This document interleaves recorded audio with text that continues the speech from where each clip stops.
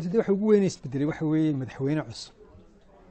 ayaa imika yimi meeshii ka bacdi doorashadii 16 November dabcan inkastoo xisbigii kulmiye uu yahay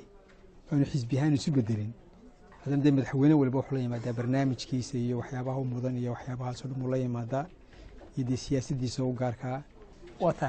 doorashadaas aad ka hadashay oo dhawaan dhacday oo xisbigii kulmiye uu mar kale soo laabtay xisbigii mucaaradka la tartamayay markii hore natiijada kumaysan qancin markii dambana waxay yiraahdeen waan aqbalno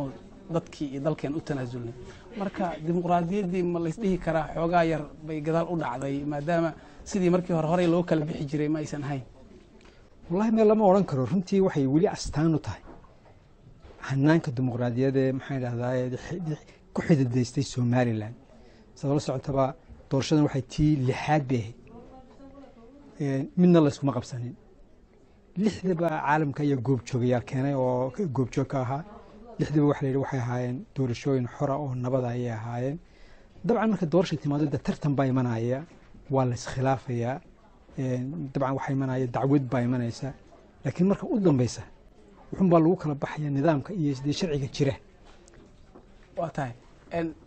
dhawaan waxyaabihii dhacay waxa ka mid ahaa in ay ciidamada Somaliland qabsadeen tukaraq meesha la yiraahdo marka maxaa xilligan ku soo aadiyay taasna marka ciidamada Somaliland meel ma qabsan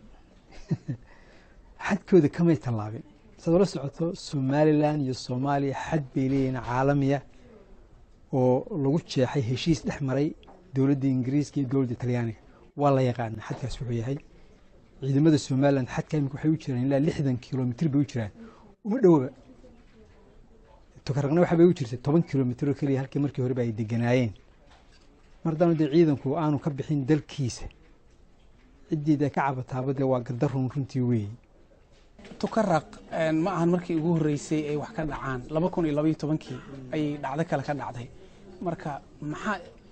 xilligaas dhacdadii dhacday ay tan kaga duwan tahay hadii xuduud la sugayo amaankooda xilligaas ilaa hadda waqti baa u dhaxeeyay warta tukaraq waa magaalooyin kamid ah magaalooyinka faraha badan ee Somaliland